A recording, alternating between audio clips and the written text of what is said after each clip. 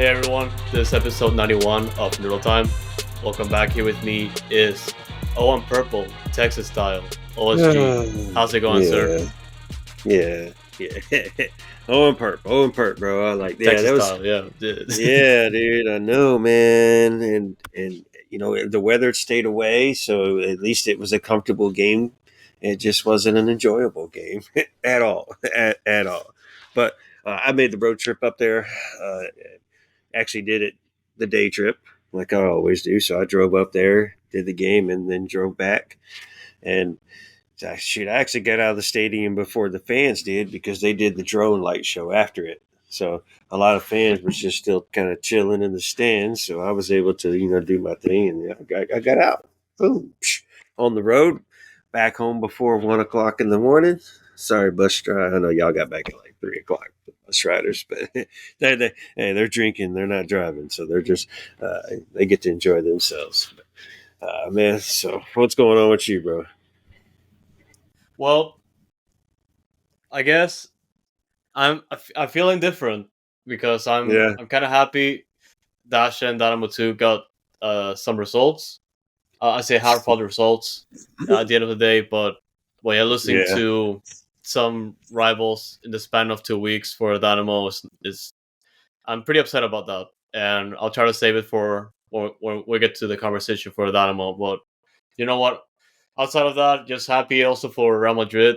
They tomorrow they're playing the first leg of the semifinal in the Champions League, and they beat Barcelona in the Clásico recently, and they're getting pretty close to the La Liga title. So I'm happy for that. But yeah, Uh-oh. I'm but yeah, particularly upset about Dynamo, but I'll save it. Oh yeah. Everybody is. But yeah, good job to your Madrid, and my city's still trying to fight for that Premier League title with Arsenal, Liverpool Oh no, that chasing right behind. So everything's getting interesting on the other side of the ocean there. no, yeah, that North London derby from last week, and that was insane. And obviously sitting catching up to them with a game in hand. It's gonna get crazy from here. But yeah, I Yeah, like this dude. race because it's entertaining and because Arsenal are actually playing for it. When Arsenal was up 3-0, I was like, watch this be go 3-3 just because it was in Tottenham. Watch it go 3-3. Watch it go 3-3. Almost did. Almost did. And Yeah, I'm like, this is crazy. Like Premier League or whatever. It doesn't matter what league it is. This is the game. The game. The beautiful game. But yeah, no, bro, I yeah, guess that's it. I guess that was our around the world uh, talk right there. City doing well, honestly, Madrid doing well. What else? That's it, bro. That's it. You know, I guess we got to come back to H Town. yeah, man. We gotta talk about Dash, the Lego set. You know how you said it last time. It's just a Lego Yeah, set. It's starting to build up, and we're gonna start with the Dash. A 0-0 draw at Utah Royals. First time the Dash are back in Utah in 4 years since Utah kind of left town, became Kansas City and returned. So it was a big game, obviously. They were gonna another road test, against you could say an expansion team, and Houston did get a result out of this one. And I was the first half left me pretty concerned, and the second half as well, particularly because of the chances that really weren't created. Obviously, Houston's still trying to figure out their offensive issues, but I would say even though this was a draw, I like to say that this was a defensive win since I'll definitely a lot of credit for the defensive performances, particularly from Natalie Jacobs and also of course Jane Campbell for pretty much holding things down, like holding down the fort and just the backline altogether for just securing that point on the road. yeah, man. It was at least a good. It was kind of not a switch because we're still having trouble scoring, but it was good to see the defense was able to come together and play very well together. They looked better defending the block, just playing their defense the way they're supposed to play. And it's nice when you're not, like we said, putting the Lego blocks together. So you actually, those blocks are the blocks that are supposed to be there. They were found under the couch or in the chair cushion. I think a cat swept one into the fridge or something. But the blocks are starting to come back in, and so it's nice to have a back three that you can rely on right there. So it helps. And then Jane Campbell being Jane Campbell as well, obviously a big deal is putting Sophie Smith back in the midfield next to Rubinson. So as I've been asking for or saying I can't wait to see, those two are together now. And look at this. You have a good three back. You still have one monster incoming in that three back. And then your two defensive center backs right there, or two defensive mids, and Schmidt and Rubinson. I like what it is. So it just means Patterson, Avery Patterson, and whoever plays that other wing, just make sure they're backtracking enough, uh, and then you'll hold down your defense the entire game. Now you just got to find some goals whenever you go forward, and some better chemistry. So it was a good showing. So a lot of positives defensively, and I'm not going to complain that you didn't get too many positive offensively, but hey, I'll take the defensive positives right now where we're at in the season and what we're building towards. Oh yeah, and of course we can definitely focus on talking about the lineup itself, because there's we do have two debuts coming in for this game. We do have both of our newest signings starting for this game, particularly Ramona Bachmann and Paige Nielsen. And I'd say that they definitely had to like play different roles than they're normally accustomed to. And of course, this is going back to the Lego blocks, we're trying to sort what works best. Um, and of course, the main one being Ramona Bachmann. I feel like this one worked out so. I wouldn't say like if like it went like flawlessly. That's And not going to be our position. right, no, that's what I That's was gonna get into. But yeah, like yeah, I didn't see a lot of her. Like I said before, she's been playing out of position, and obviously getting the first start, a lot of expectations there. But yeah, she's getting those minutes there, and of course, Paige Nielsen being in the back line. I believe she was on the right in the back line, but yeah, mm-hmm. she got her minutes for sure. A lot of a lot of iffy moments here and there in the first half that I've noticed, but of course, the veteran that she is, she's gonna get accustomed to that. Yeah, and with Paige Nielsen, I'm comfortable with her playing that right center back, which I'm pretty sure she's going to stay there and be the right center back. And and Jacobs being on the back line, I'm pretty sure she's going to end up being our left center back. And then the new girl, Tassiani, or however you want to say Tarsiana, her yeah. name, Tarsian, will be the monster center back, and then Puttingham will kind of play a rotating role with those three, and that's how I see the back three. So I like what Paige Nielsen did in this game. Like you said, she had to settle in and get set. And find her groove, but it looks like she had some fun. She even says she had some fun in a post game video that I saw. So that's good that she's out there smiling, and it's nice to your first game is at least it's a 0-0 draw on the road. You didn't take a loss at your first game, so. And Utah was a little bit of the better team over the 90 minutes, but you got to be happy to go out of there with a draw. Hoping for more, but you know what we're building for right now. You're just okay with the draw. Bachmann, seeing her in that position, I was hoping she was going to play forward. She ended up playing forward or playing left wing, and I think it's because Kaiser was sick. Because Fran did say Kaiser would be the one playing out there on the left side. Instead, it was Alozi getting up top and Bachmann to the left, which I'm like, just put Patterson to the left, Bachmann up top, Alozi on the right, and let's just play ball right there. Because I don't know about Alozi and Alozi as a friggin' forward. So, but I think we'll see something different with Bachmann. But for what she did, yeah, she did make some bad crosses and some bad touches at some points, and it's like, okay, well, yeah, I thought you had a better resume, but first game getting in, so come on, she's fine. She was sick last week, so I'm not going to knock her too much, and I expect her to play a more attacking position as well. But I'm okay with it. No, yeah, and just going back to the back line, I agree with your pretty much the analysis for Paige Nielsen. I feel like she was the best player going, or like the best newcomer heading into this one. Granted, Ramona Bacco was playing out of position, and there was a lot going for her. And of course, getting Yeah. sick is not ideal either.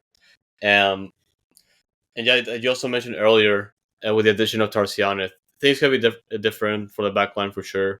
I feel like as soon as she gets acclimated after training, she's gonna be starting right away, or just getting a lot of opportunities to start to get the starting spot, which I feel like that's gonna be the case very soon. And let's make it clear, as we're recording on Monday night, she has not made it into town yet. She's not flown in yet, so she's not with the team just yet. So we'll have to be patient on this one and see when she can get in and when she can get acclimated to the team and get some minutes with the team. But 20-year-old Brazilian is going to be a monster, 6 foot. She doesn't back down. She's just going to be a brute force right there. Jane Campbell's going to enjoy having her right there in the middle. She might get herself in trouble with some yellows or some reds or something like that, maybe. But I don't know. Maybe she'll just be just a brute. And now those four, I'll call it's a back three with those four in the rotation, and then probably Peterson with some help, and maybe somebody else with some help in there. Gonna be a solid back line. Happy with it. So once she comes in and gets acclimated. Oh man, you'll see the 11 because this was pretty much the 11, maybe I guess minus Kaiser if he likes Kaiser a lot more. So it's a good 11 and you're almost there. I kind of think I had West starting over Alozi maybe or something like that, or I prefer West over Alozi right now. But hey, when you have options, you got something to work with. So we're starting to have options, and he's got something to work with now. Players are there. Yeah, and the Dynamo should take notes, but I'm gonna save it. I'm gonna leave it at that.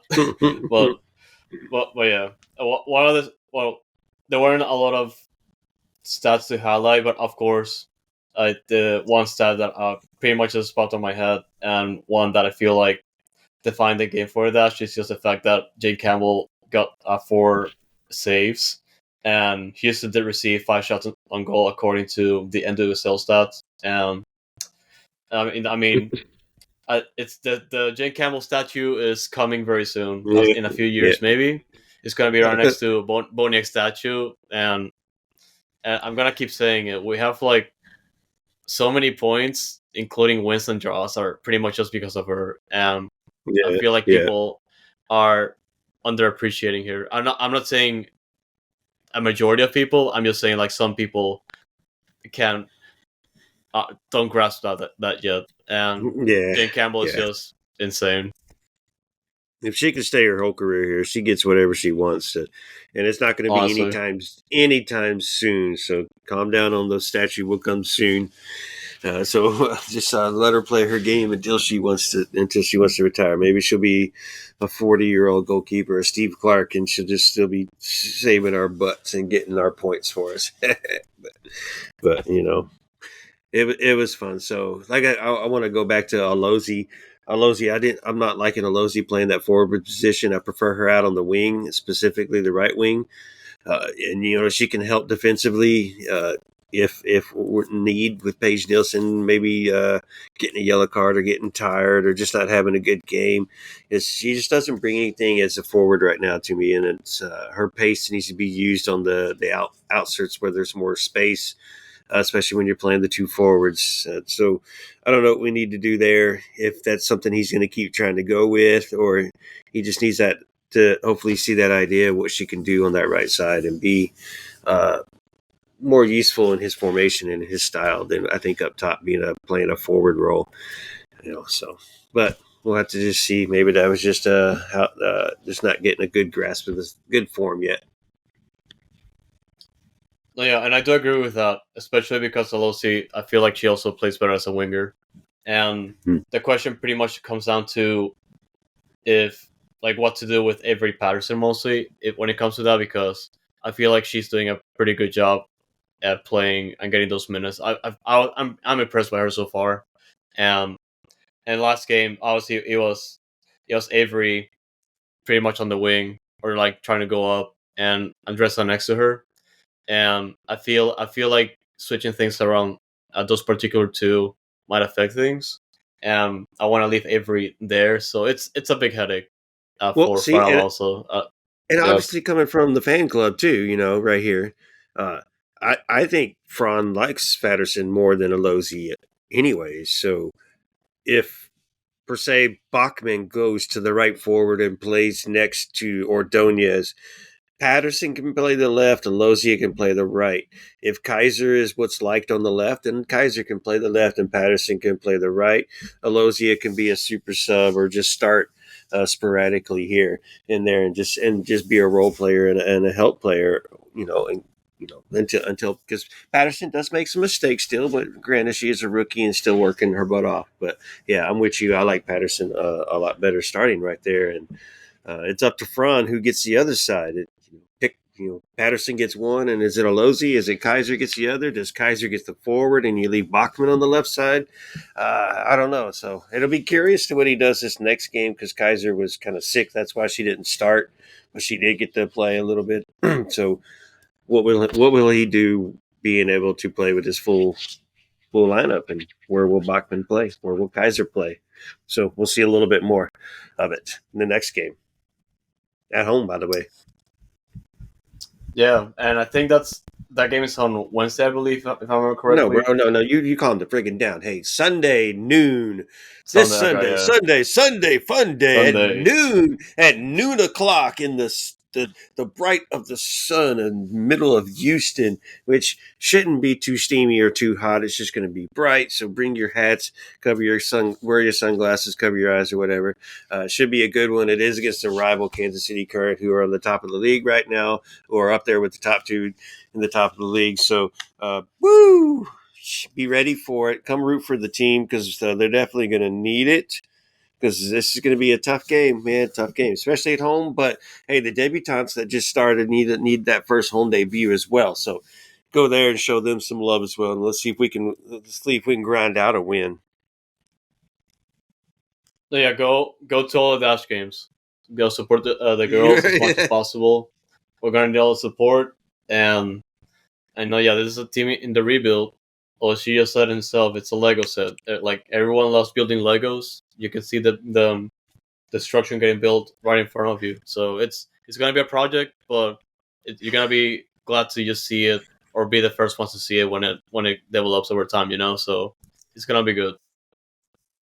Yeah, and to run through the scoreboard real quick before you switch tunes or anything, Washington hosted Orlando last weekend. Washington's also one of the teams that are been at the top of the league. Lost to Orlando 3-2 in Washington, so that was a big one.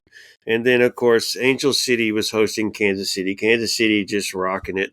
They won 3-1 on the road in LA, so that's who's coming into town. We know who KC Current is. The Mallory Swanson's going to be ready to kill us. So hopefully the Dash should just come. They're ready together, and let's just fight. Let's just this DTFO and let's stop Kansas City. North Carolina beat the Oil Rain 1-0. Chicago Red Stars lost 2-0 to Portland. So Portland's kind of starting to get their win streak. Might have something to do with Sarah Loudon. I don't know. It could be. It could be. But yeah, and then San Diego and Bay 2-1 San Diego. Maria Sanchez came on as a sub, got her debut, and then it looks like Gotham, friggin' Louisville, Racing Louisville. What another tie! What another tie, 1-1. So early standings again. Like I said, KC's up top with 16 points. North Carolina, Washington, Orlando all with 12. Man, that's nuts. Here we are sitting in 12th out of 14. So got a ladder to climb, y'all. Got a ladder to climb. So Still, let's get it. still early in the season. Still in the Yep. season. Standings don't matter right now, but yeah, there's a Well, lot of see, progress to do. Honestly, yeah. we talked about this at the beginning of the season. We know it's a rebuild, but you don't want to put yourself in too much of a hole to where it's going to be so much to climb out of at the end of the season. You just can't climb out. Just enough. You needed one more run. So that's why I say, and that's why we talk about the standings every now and then, because where can we get there? Can we get there? Or are we going to be stuck down here? So let's start climbing that ladder. See if we can start getting out of it because the season's not as long as you think it is. What are we, 5 now? Is that how many games are we in now? Shoot, 6 games I think in. it's yeah. 6 games in, bro. 6 games in. So 6 games out of 24. I think 24, 26, whatever it was. 26. 26 games. So not really got to get on the ball, but yeah, just everything's going forward though. Everything looks good right now. So just stay on the track. Just stay on the track. And just before we move on from the Dash, there was a piece of news that happened when the lineup was announced, and and the club also announced that before the game that they did waive a Savannah Madden from the roster and signed a Madison Ace into a short term contract. She was a defender that featured for the Dash last year as one of the non roster invitees, and she was signed to an undisclosed short term agreement. So I'm not sure how long that short term is, and she didn't really feature in this game either. So we'll see. We might see her pretty soon though. Yeah, might have to just short term, which means she's going to get some playing time. So be interesting to see that. Be paying attention. Yep.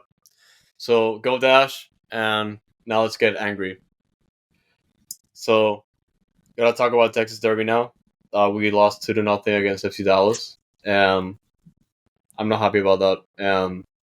We can definitely say that most of that just comes down to Dorsey's red card, but losing to two rivals in the span of 2 weeks is not ideal. I'm not happy about it, and this has to be uh, a moment of learning for Ben Olsen and team because I am every single time we go against a rival, we pretty much scrape by or like lately, and I hate watching these types of games because granted, it's gonna be insane at any moment because it's a rivalry game. This tempers are gonna be flaring and teams are gonna be playing differently. But just lately, or like as far as I've seen, like the way we play against a lot of these teams in MLS, especially when the Benosa came in, I don't really see it against our rivals or against the teams that we have to exceed those expectations. And obviously, I mentioned it before. Like Dorsey got the red card, and the game plan definitely changed. But just playing the way you did against FC Dallas is not going to cut it. And I'm definitely going to talk about it like when we get to the lineup and all that. But I'm not happy. This is something that they have to learn. Thankfully, this is the start of the season where the things can change thanks to parity and how things work in this league. But losing 2 games, 2 massive games against 2 of the worst teams in the Western Conference is not ideal. Well, let me rephrase that. 2 of the worst teams in the Western Conference is to start the season. It's not ideal. Um, Something has to change, and I'm not happy. No, man. Back to back losses, like you said, frustrating. Dorsey, frustrating. Substitutions, frustrating. The whole game, frustrating. So yeah, I think it's frustrating is the word. I got to play better. Got to play more grit. Got to got to be smarter with your decisions. So shouldn't have lost to Austin. Shouldn't have created a foul for get a red card against Dallas. No telling how that game would have went.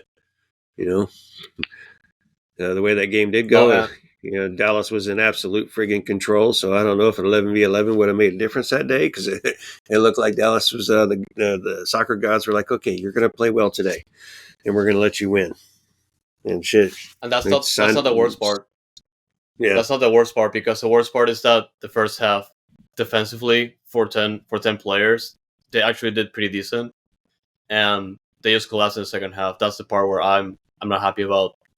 We can probably just get into that for a lineup because Franco Escobar did return to the starting 11 for the first time in a little bit, and Sviatchenko also made it to the bench, so that's also good to see.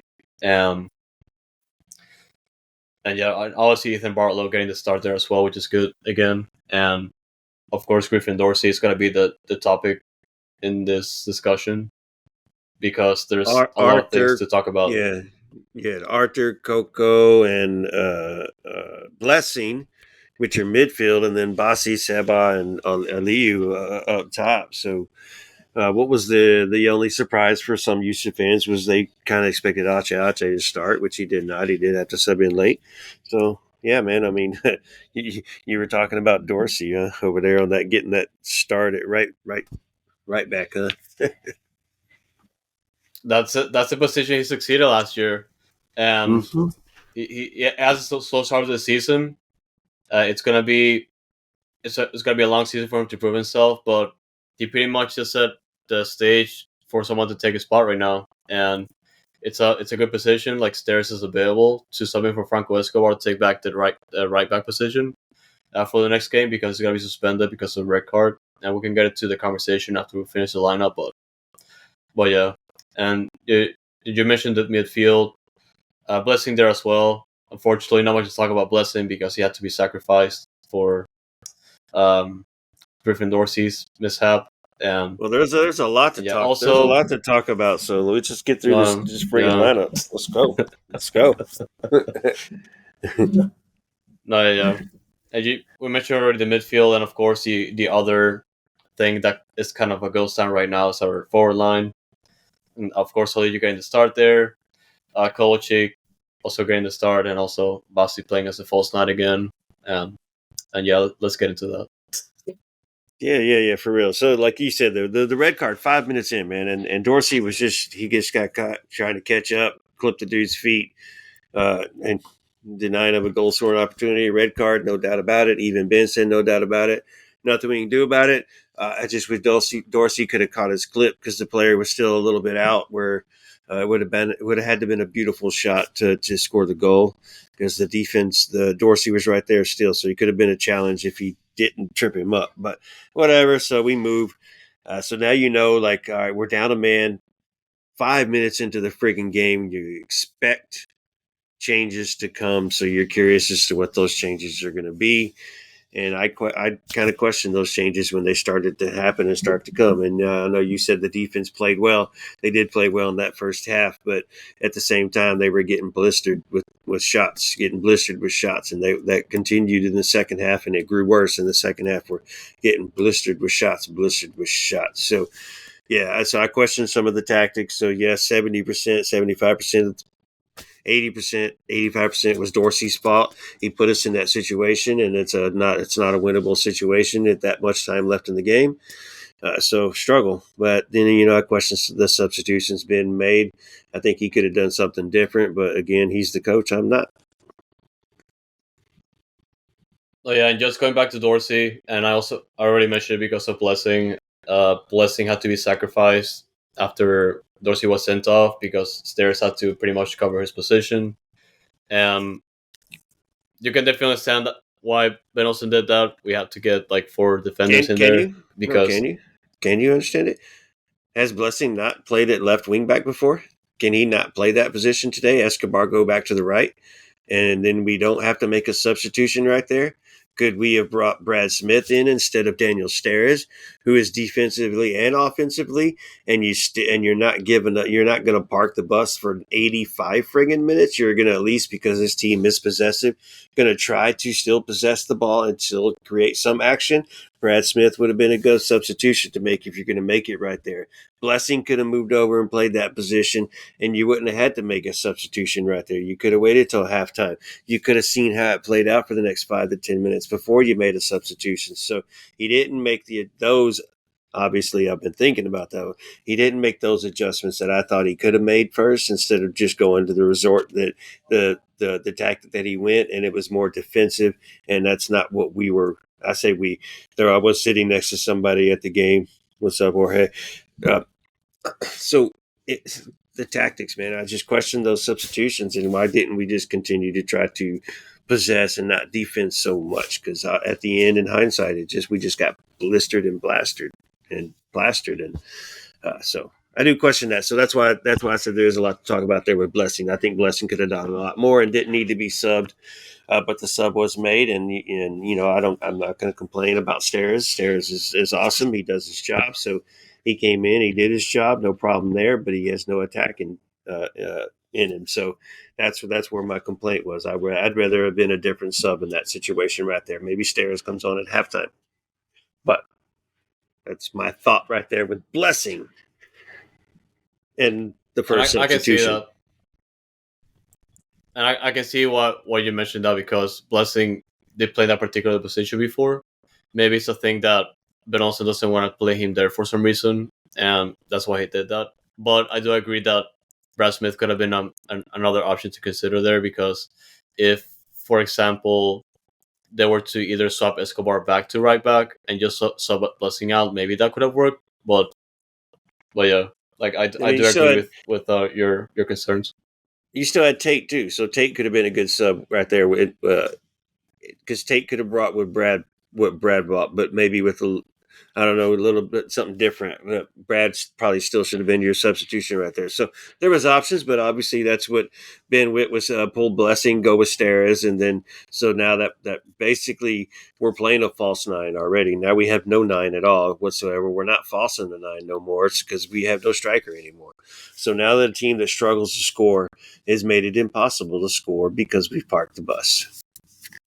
So Yeah, that's my one complaint about that. Yeah, and first tactical adjustment. That's gonna lead you to 0 shots on target, which is what happened last night, and we only got 2 shots in. Well, they, like you said, FC Dallas just blistered all those shots. They ended with 24, and of the 5 shots on target, they got 2 in. Yeah, but also particularly not happy with one of the goals because it was scored by Sebastian Ibiaga and assisted by Sam Junkwa. And if you recognize those 2 names, that's because they played for Dynamo at one point. You can definitely understand the situation about Junkwa, but I was not. I was pretty angry when Matt Jordan let go of Sebastian Ibiaga because he was back then he was a defender with a lot of upswing, and he let him go. And long story short, he ended up winning MLS Cup with NYCFC, and then he went to FC Dallas, and now he plays for a rival, and he does this, and because obviously he was at the right place at the right time, but just doing that against us, I was pretty upset about that too. So, and look at that thank you, Matt Jordan. emotion when he celebrated the goal, or when he was walking back to his position. He had emotion the entire way, like he couldn't stop. Like it's probably been a long time since he scored as well. So, and I'm pretty sure he wasn't like, "Hey, I scored against a Dynamo. Screw you." It was just he was happy to score. He probably hadn't scored him forever, so good for him and whatever. So that's the only props I'll give for that. And Junkwa, whatever, I don't care. We're better off without him anyways. Good for him. That I'm glad he's starting for Dallas and getting time. But screw you, bro.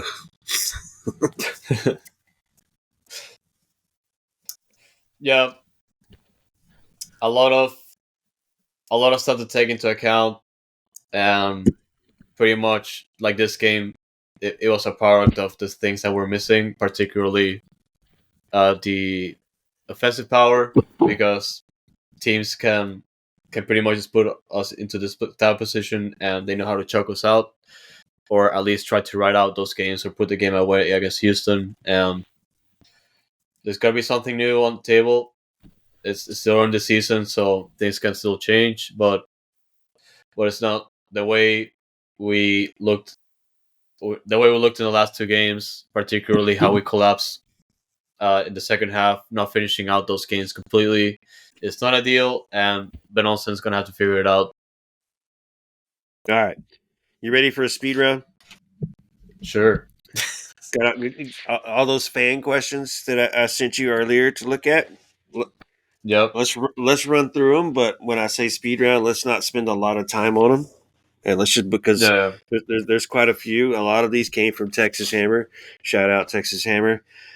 The first one, because we're going to go back to Dorsey, and with how Dorsey has been performing and him being 70% of the reason why we lost in Dallas, will he be benched? And we've talked about this before, how we thought that it'd be nice to have somebody to play over there, give him a substitution. He's running out of gas in some games. and he's just playing every frigging game. And yes, he needs to have somebody to start to rotate with. We think the league has figured him out, and it doesn't help that the Dynamo can't score, so we can't draw any attention away from him. So we've talked about this in previous episodes. What about Dorsey? Like, he was gonna get rotated out at some point, but obviously getting sent off and getting suspended for the next game is I guess a good transition for the next man to step up.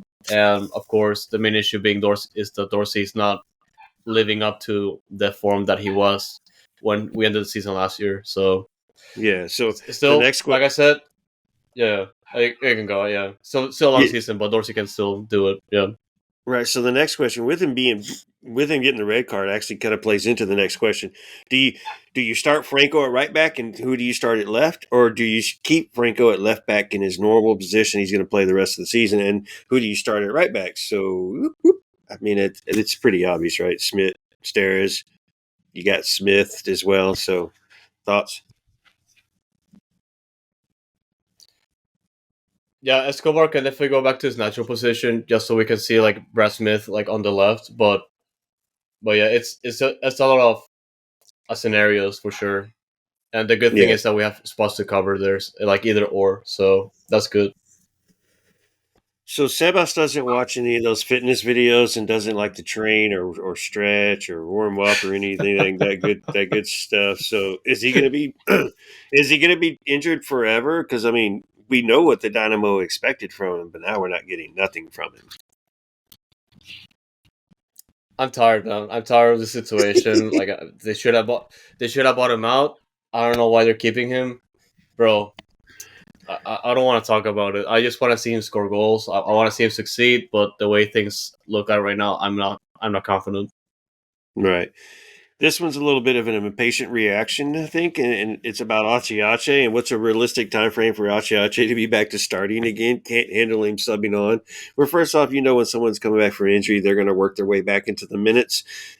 We know he's not a 90-minute guy to begin with, but he ends up playing 90 minutes. So I expect him maybe back at home this weekend. He could be starting. It could be starting again. It could be another game.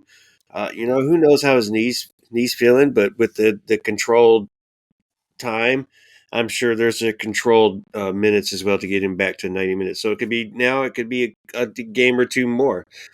Thoughts? He's gonna start very soon. Obviously, he missed a good chunk of the start of the season, and he has to make his way back to the roster, and again also earn that spot because the players have been fighting for it, and even like obviously he was the MVP last year, but we all know he's gonna start again as soon as he's match ready. Yeah, of course. We'll get him in there as soon as possible, probably. All right. So obviously, Gaines played in this match there towards the end. I don't think that it was ideal for him to be able to play in this one with the situation. But when will we see a start or any minutes for Gaines and Valverde? You can take the lead. Games and Valverde, I don't see them starting anytime soon unless they earn it. I feel like they just gotta be rotated in and out eventually, kind of like what Gabe Segal is right now, at least for Mackenzie Gaines. And I think Valverde has like the most opportunities to start, or whenever like in the middle of the season we have to like rotate those players. I feel like he has the most opportunities to be there at some point, but yeah, that's how I see it right now. Yeah, I think Gaines might get more playing time because of the necessity and the need, but Valverde might get the start first, like you said, because Arthur does need to get a break at some point. Okay, all right. So we're all asking for transparency, especially with the transfers. Will Franco ever play his natural position? No. That's my answer, bro. What's yours? No. Yeah, like we have positions to cover, but yeah, I can see it happening. So probably not. So we're struggling scoring goals, but not using Silla whatsoever. So Silla is making the bench with the Dynamo, but we're not subbing him on late in the game and seeing if it's even getting an opportunity with him and seeing him to see if he can do anything MLS style, because he's obviously playing with the second team, and he's not doing anything over there either to making it flashy or whatever. So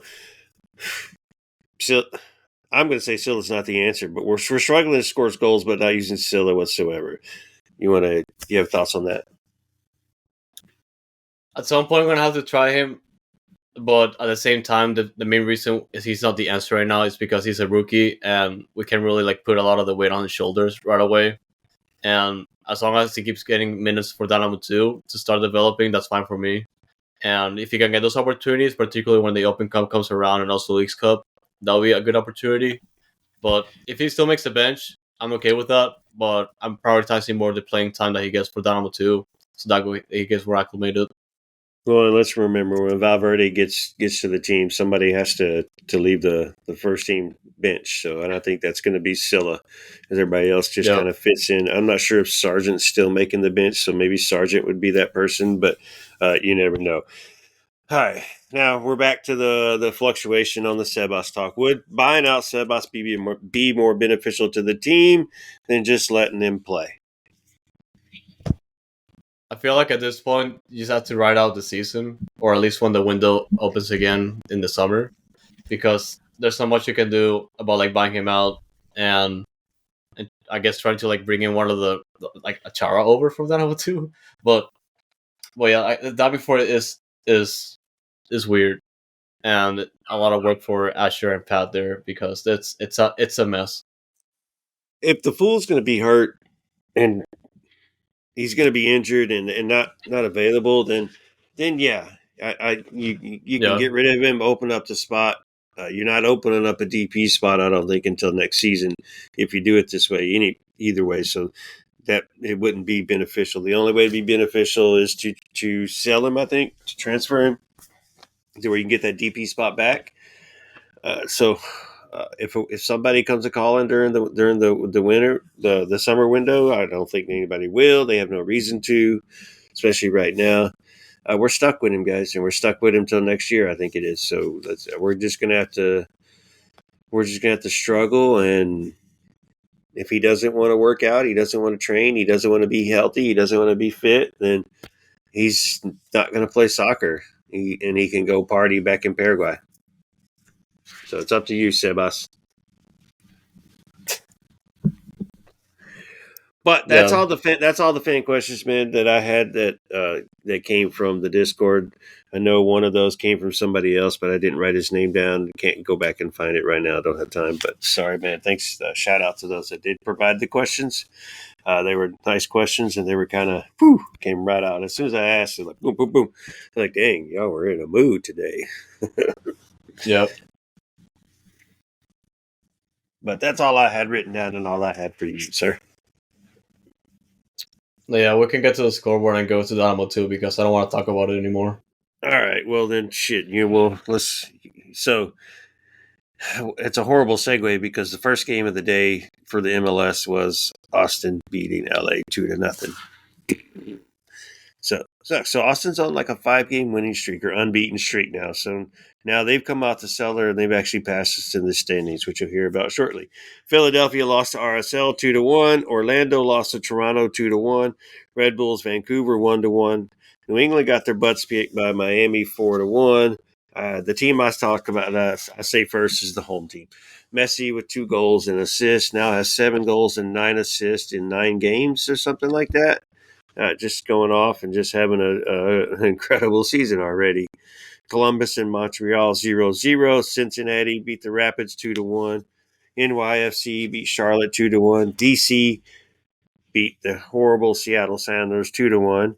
Minnesota beat Sporting KC 2-1. You hear a theme there? I'll change it up right now. Chicago and Atlanta 0-0. Nashville, San Jose 1-1. LAFC in Portland 3-2. We do have a game on tomorrow night. Sorry, tomorrow being Tuesday night, Philadelphia and Seattle, because they were recently weathered out. Rescheduled, this would be a rescheduled game. So you do have some MLS play if you're listening to this on Tuesday morning. You do have a game tonight if you want, or Tuesday night if you want to watch. That's the MLS scoreboard. The table, like we said, Miami's up top. Only up 3 on Cincinnati. Red Bulls 17, Toronto 16. So keeping it close up top. New England Revolution Your team Messi. they're just horrible. Shut up. I never want to hear that again. Western Conference a little bit closer. Real Salt Lake and Galaxy with 18 and 18. Vancouver, Minnesota 17. LA, Colorado, Austin 15. And then Houston now in 8th with 13th. St. Louis with 12th, who is coming into town on Saturday at 7:30, is in 9th place. So we know St. Louis is going to be a nice matchup and a good matchup for us. We did beat them at home in the CONCACAF. This is now MLS. And we do need to play better at home after, especially coming off a loss at home the last time we played at home. So we'll see what happens. And then they're coming off a bye, so they're rested. Yeah, go Dynamo. Yep. Take us on 7:30 Saturday night, May 4th, Star Wars night. So if you're a Star Wars junkie, do your thing. See you there. Have fun with it. Star Wars night, May 4th. Again, so Saturday at 7:30, Dynamo, Sunday at noon, Dash. So you got a hometown weekend. That's ideal, man. You go for it. I'll be making my 9th trip. Hashtag OSG That's mileage tracker. OSG mileage tracker is 8 trips in, 3,103 miles. And that's, of course, adding the last trip to Dallas to it. So this weekend will be the 9th trip, and I'll be spending the night. So make sure that I go to the Dash game on Sunday, and then coming back right after the game. So I'll be back. Don't show that to a Premier League fan, man. They're gonna go insane if you show that to them. Oh yeah, for real. I think I just circled their country 3 times, didn't I? Honestly, probably more. I'm not sure. Yeah. Speaking of Premier League, I think the city plays early enough on Saturday or late enough on Saturday where I can just do a decent drive Saturday, go watch City play, and then go get me some lunch, and then show up to the pregame for the game, and and then have a nice good weekend. No, yeah, and that's a good segue because we have to move on to something more important, which is Dynamo 2. And man, Dynamo 2. Getting the first point of the season with a 2-2 draw against North Texas and losing in the penalty shootout. And look, I was ready to be angry after that first half because I was upset with how fast the goals came in against Houston. But hey, man, the boys fought for the draw, and like even though the goals were weird. Or at least because our first goal was an own goal. And Kieran Sargent kind of redeeming himself because of that first goal that just went past him. Like he got himself in like at 80th minute just to force the penalty shootout. And man, that's pretty good. Losing the shootout at the last minute because we missed the last shot. Unlucky, but those are the penalty shootouts in general. So credit to Dynamo 2. We've been crapping on them a lot since the start of the season because losing back to back games is not good, and just watching them play, it was miserable. But this is how things build out. Like I just hope they keep it going because it's a long season. And first point, this is a big deal. Hey, I'm happy with the point. Disappointed in the loss in the penalty kick shootout. It is what it is. But for the team to go down 2-0 and then fight back, even though, like you said, it was an own goal, but and then we get the second one late, so 2-2, and then just at least get the 1 point. It's better than what it's been, where you've been up 1-0 and then you lose the game late and you give up the draw, or you give up the not only the 3 points, but then you give up the 1 point because you gave up a game-winning goal late. So at least it was the tide has turned and it was a little bit different this game. So it's still a work in progress, obviously, and there's still a lot to do. I don't know about Gabe Siegel anymore. I don't know. Yeah, he got the start at striker this game. Yep. So Exxon is doing Exxon things, but again, I'm going to reiterate this: he's going to be on dose the entire season, so you won't see him on the first team. Somebody who knows Jake from Dynamo Faithful. If you just want to let him know, and let him off easy. Exxon's not making the first team this year unless there's a dire emergency need. But the game, man, it was just it was just frustrating. It was just back and forth. North Texas was able to get their 2 goals, 1-0 at half, and then 2-0 before Dynamo was able to get enough energy to fight back. Which again, I said I'm happy with the fight back. They show some grit instead of it being the other way around and just getting punched in the face. So, and that's something that we've been trying to bring up since the season started. And yeah, I'm so happy with the point. Obviously, I would have been happier if they got the 2 points, but they gotta build it up from here. And the one thing I also wanted to highlight from the lineup, you did mention X and Arsu, kind of like the one of the players that we're watching closely, even though we're not expecting him in the first team anytime soon. But of course, Segal did start, like you mentioned. Also, Sila starting as well, playing the full 90. Brooklyn Race also starting, but getting subbed out. It goes to the 80th minute. Like coming off for Sebastian Rodriguez, also a player that we're keeping an eye on. And Achara, man, your favorite player, he's getting those minutes. But yeah, he got replaced by Steven Arnor, who would also like missed the penalty kick afterwards. So, oh well. Hey, Achara, like I'll say that again. Achara is the one I think that'll get the opportunity to come back to the first team. Yep. I don't expect it anytime soon, but keep giving him the minutes. Let him keep working.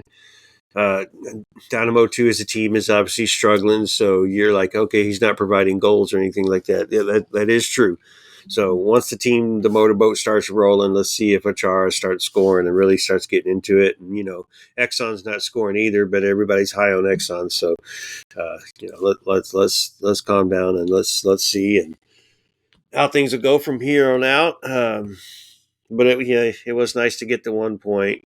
Sucked to get that missed penalty kick, especially for Anor. He was probably mad at himself, but whatever. So at least we got the point in that stupid Arlington baseball field that should be torn down. I have so many complaints about that field, man. It hurts.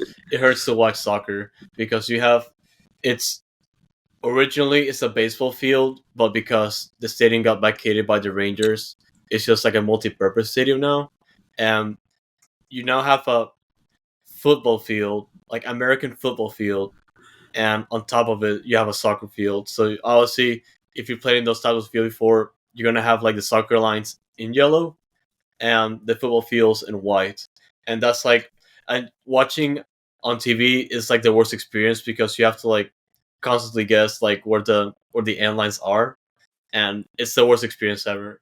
Granted, it's kind of like it's giving us like Robertson vibes, but just looking at the setup for like a baseball stadium, I hate it. It's the worst. Oh yeah, horrible baseball stadium with a football field and a soccer field and yellow lines that don't really show up on the TV that well. So, sports. Yeah. And football lines, there's so many lines, especially even on the sidelines, and they're all white, so like they're all over the friggin' place. But it's they're still inside the soccer field, which is nuts. Put things in perspective. Soccer fields still fit over everything. Everything was inside that, so makes it crazy. But yeah, man, that was Dynados. Their next game they're playing this weekend as well against San Jose on Friday night at 7:00. Friday night at 7:00, and I did forget to check if that one was going to be on YouTube or if that one was going to be on the season pass.